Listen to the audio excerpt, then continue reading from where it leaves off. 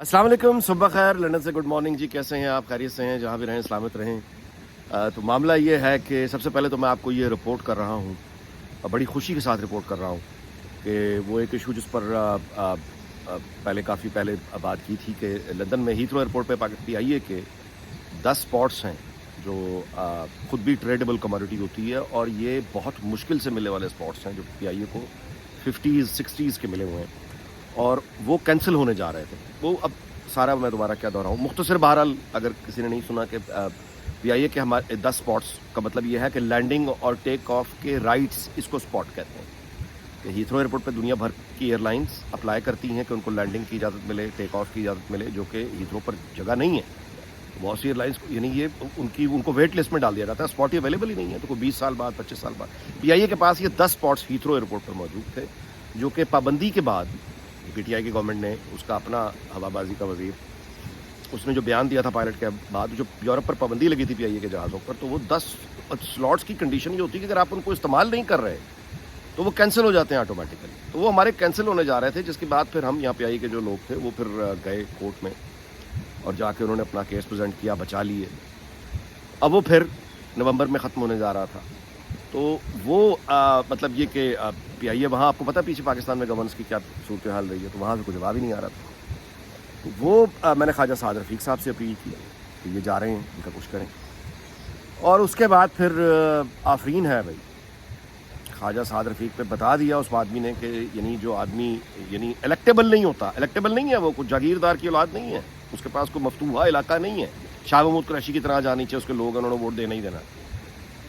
अब आपने देखा इलेक्टेबल में, और वो आदमी जो स्क्रैच से अपनी मेहनत के बल पर ऊपर आता है, पॉलिटिकल वर्कर,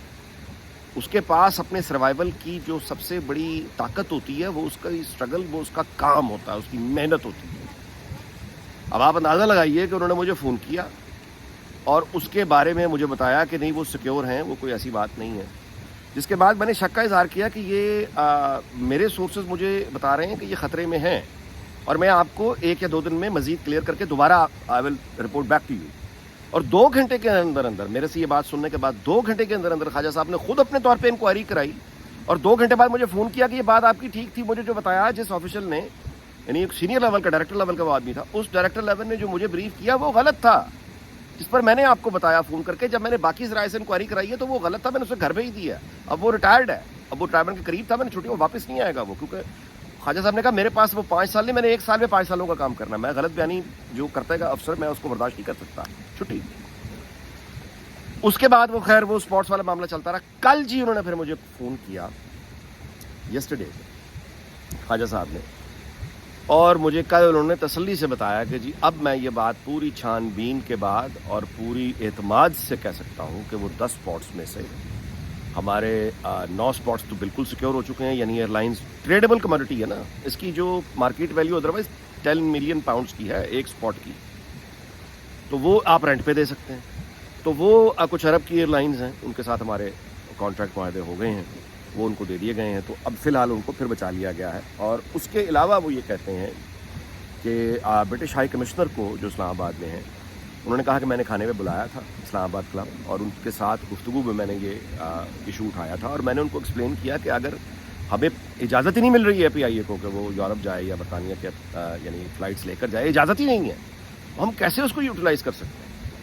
आपने जो इंस्पेक्शन करनी है अपना असर इस्तेमाल कीजिए, आइए इंस्पेक्शन कीजिए, हमें कहते हैं हम आ जाते हैं। कौन सा हिसाब आपने दुनिया में कहाँ,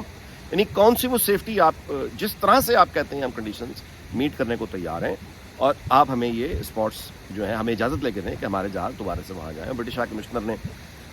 उनको अपने ताउन का, और बात उनकी समझी है ख्वाजा साहब की, बिल्कुल लॉजिकल बात है, रीज़नेबल बात है, और ये वादा किया है कि वो अपना असर रसूख इस मामले में इस्तेमाल करेंगे। तो ये हमारे लिए कलेक्टिवली एक बहुत अच्छी खुशखबरी है। ख्वाजा साद रफ़ीक को दाद देनी पड़ेगी, जो आदमी काम करता है जनाब वो फिर इस तरह से करता है। आगे आइए, कल जो प्रेस कॉन्फ्रेंस हुई है मुस्लिम लीग नून के रहनुमाओं की,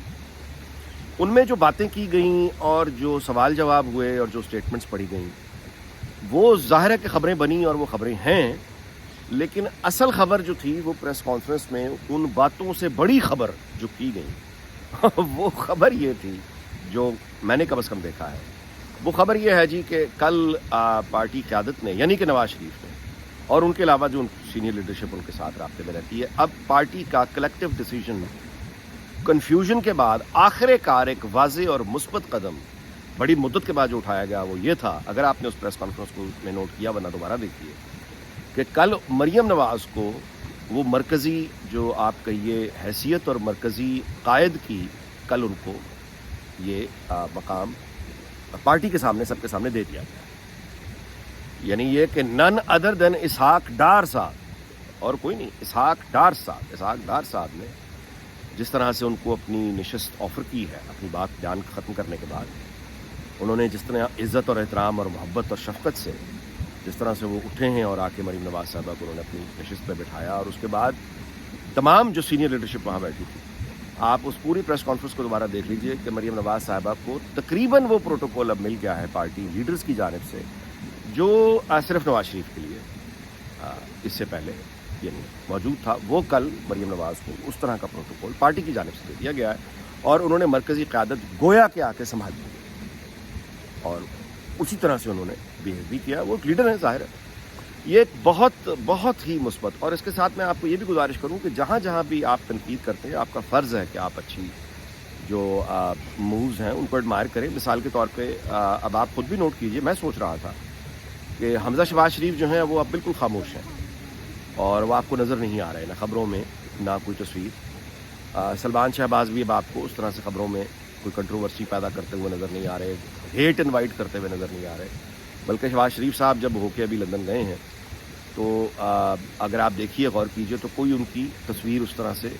سرکولیٹ اور وائرل نہیں ہو رہی، جیسے کہ آپ کو یاد ہے پہلے ٹرکی جب گئے تھے سلمان شہباز یہاں سے ٹرکی، اور اس کے بعد وہ بڑی تنقید ہوئی، تو وہ والا معاملہ جو ہے اسے کنٹرول کیا گیا ہے، اریسٹ کیا گیا ہے، تو چیزوں کو ترتیب میں وہ جو بکھرا ہوا ایک وہ جو قیادت نظر آ رہی تھی بکھری ہوئی ہے، تھوڑی ادھر ہے تھوڑی ادھر ہے تھوڑی ادھر ہے تھوڑی ادھر ہے، تو یہ تو قیادت اس طرح نہیں ہوتی، تو مجسم ہوتی، تو وہ جو ہے آپ کہیے کنفیوژن اب وہ والی پیچھے چلی گئی ہے، سامنے فرنٹ پہ اب مریم نواز یعنی نواز شریف اور اسحاق ڈار صاحب، اور مطلب ہے یہ اب ایک کنفیوژن کلیئر ہوئی۔ اچھا کیا اس سے فوری مسئلہ حل نہیں؟ سفر ابھی لمبا ہے، لیکن سفر جتنا بھی لمبا ہو اس کی ابتدا پہلے قدم سے ہوتی ہے، اور یہ پہلا قدم جو واضح سمت میں اٹھایا گیا ہے اس سے کنفیوژن بھی دور ہوئی ہے اور اس سے اعتماد بھی بحال ہوگا، بہت بہت اچھی بات ہے، یہ بہت اچھا فیصلہ ہے۔ اب اس سے آگے آئیے، یہ جو خبریں ہیں، اب ظاہر ہے کہ جنرل قمر جاوید باجوہ امریکہ میں ہیں ایک ہائی پروفائل وزٹ پہ، اور سینئر یعنی بائیڈن ایڈمنسٹریشن کی سینئر قیادت کے ساتھ ان کی ملاقاتیں، یہ پاکستان کے لیے ظاہر ہے بہت اچھی بات ہے کہ جہاں پہ اتنی آپ کہیے کہ بدگمانیاں ہیں۔ اچھا بلاول بھٹو بھی امریکہ میں ہیں، وہ بھی بہت اچھا پرفارم کر رہے ہیں، یعنی بطور وزیر خارجہ جتنا ان کے پاس اختیار ہے وہ اس کا بہترین استعمال کر رہے ہیں، اور اپنی جو ان کی پرسنالٹی ہے اس پرسنالٹی کو بھی باقاعدہ وہ یعنی ورلڈ لیڈر سے ان کی ملاقاتیں ہیں، ایک اچھا امیج پاکستان کا، یہ اس کی ہمیں بڑی ضرورت تھی، اور جنرل باجوہ وہاں موجود ہیں، اور ظاہر ہے کہ یہ مطلب پھر سرگوشیاں شروع ہو جاتی ہیں۔ اچھا اب اس میں جو میں صرف اتنا عرض کروں گا کہ جنرل قمر جاوید باجوہ کا وہاں پہ ہونا اور اس کے بعد یہ پاکستان کے لیے وہاں پہ مطلب یہ ملاقاتیں اور یہ سب بڑی اچھی بات ہے، لیکن سوال یہ اٹھنے لگ گئے ہیں کہ یہ ایک آؤٹ گوئنگ آرمی چیف جو ہے وہ تو اب فیئر ویل پارٹیز ان کی تو شروع ہو جانی چاہیے تھی، تو وہ فیئر ویل کے بجائے یہ اتنی سیریس اتنی ہائی لیول میٹنگز میں ابھی تک ان کا ایکٹیو رہنا یہ ظاہر ہے کہ سوالوں کو جنم دے رہا ہے کہ کیا اس کا مطلب یہ ہے کہ ان کو یہ پیغام دے رہے ہیں۔ اچھا اب اس کے دو مطلب ہو سکتے ہیں، ایک تو یہ کہ ظاہر ہے کہ یہ معاملات اداروں کے مطلب اسٹیٹ ٹو اسٹیٹ جو کانٹیکٹ ہوتا ہے اس کا کسی فرد سے کوئی تعلق نہیں ہوتا، تو ظاہر ہے کہ جنرل قمر جاوید باجوہ کی جو بھی انڈرسٹینڈنگ پاکستان کے حوالے سے ریلیف وغیرہ جو بھی ان کی نیگوسیشنز چل رہی ہیں ان کے جانے سے وہ ان کو کوئی فرق نہیں پڑتا، جو نیا چیف آئے گا وہ اس کو وہیں سے اسی طرح سے کیری آن کرے گا، یعنی کسی ملک میں اگر وزیر خارجہ چینج ہو جائے تو اس کی خارجہ پالیسی تبدیل نہیں ہو جاتی، تو اگر اس طرح سے دیکھیں تو یہ ٹھیک ہے، صحیح ہے، لیکن اگر اس میں یہ وہ دوسری والی چیز ہے کہ نہیں یہ تو بتایا جا رہا ہے کہ ایکسٹینشن ہے، تو ٹھیک ہے، پھر اس میں بھی جذباتی اگر نہ ہوں اور ذرا چیزوں کو بالکل بھی جذباتی ہو کے نہ دیکھیں تو اس کے بعد بھی نتیجہ وہی نکلے گا جو جذباتی ہو کے نکلتا ہے، یعنی اگر یہ ایکسٹینشن ہوئی تو اس کی سیاسی قیمت تو شہباز شریف تو کر دے گا، اس کو تو کوئی پرابلم نہیں ہے، ان کا تو کوئی ایسا کوئی ووٹ بینک نہیں ہے، وہ تو نواز شریف کا سیاسی نقصان ہوگا جو ہوگا، یا مریم نواز کو اس کے جواب دینے پڑیں گے۔ کیونکہ ان کو جواب دینے پڑیں گے، کیونکہ یہ سیاسی قیادت ہے. آن دی ادر ہینڈ جنرل صاحب جو ہیں ان کا تو کبھی جواب دہی کسی کو ہوتے نہیں ہیں، نہ انہوں نے کسی سے ووٹ لینے ہیں، نہ انہوں نے کسی کو جواب دینا ہے. تو وہ تو افورڈ کرتا ہے، کوئی ڈکٹیٹر جیسے وہ افورڈ کرتا ہے، وہ جو مرضی کرے. کنگ جیسے کسی ملک کا ہوتا ہے، جو مرضی کرے وہ افورڈ کرتا ہے. لیکن ہمارے ہاں بہرحال چونکہ اسکیم ذرا اور طرح کی ہے، تو یہ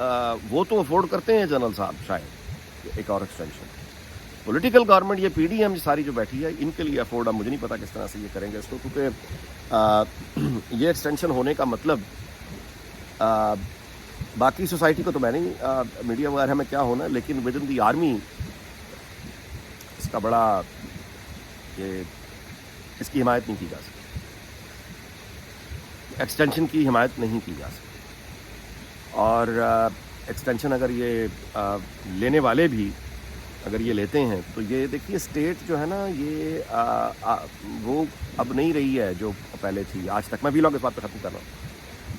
اگر آپ دیکھیں تو جو حرکتیں ہو رہی ہیں اور جس طرح سے ہو رہی ہیں، سپریم کورٹ نے ابھی وہ ایک بینچ تبدیل کر دیا اور کچھ خاص ہیرے سامنے آ گئے ہیں. کیس ہوئی ہے یہ جسٹس یہ فائز عیسیٰ سے یہ کیس لے کر ادھر دینے کی کیا ضرورت ہے؟ سب جانتے ہیں کیا ضرورت ہے، سب کو پتہ ہے، سب کو پتہ ہے، سب دیکھ رہے ہیں. تو یہ اسٹیٹ جو ہے وہ کہنے کا یہ وہ بس خاموش رہنا چاہیے. میں کوئی زیادہ اس سے بات نہیں کروں تو بہتر ہے. لیکن یہ کہ یہ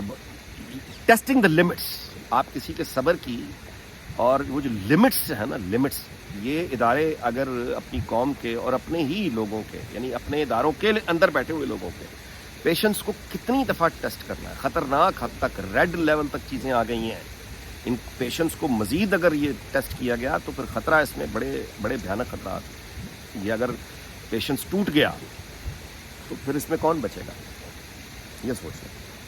بڑا گندا کھیل ہے طاقت کا. یہ جتھوں کی لڑائیاں ہو رہی ہیں اس وقت پاکستان میں، جتھوں کی لڑائیاں ہیں. اور ٹھیک ہے پھر ڈر کے یا خوف کے دیکھیں کہ ڈرانے والے کی جو طاقت ہے وہ آپ کے خوف میں چھپی ہوتی ہے. اگر آپ اس کو جان لینے اور دینے کا پرانا وہ بنانا چاہتے ہیں انتقال اقتدار کا وہی فارمولہ ہے کہ یہ تو زندگی اور موت سے ہوگا، تو ٹھیک ہے پھر آگے بھی زندگی اور موت والے آ جائیں گے، یہ ہوگا. چلیں جی ویلاگ اس بات پہ ختم کرتے ہیں کہ اللہ تعالیٰ پاکستان اس کے تمام ہمسایوں کو دنیا بھر کو شاد اور آباد رکھے. اگلے ویلاگ میں آپ سے ملاقات ہوگی. اپنا بہت خیال رکھیے گا. اللہ حافظ.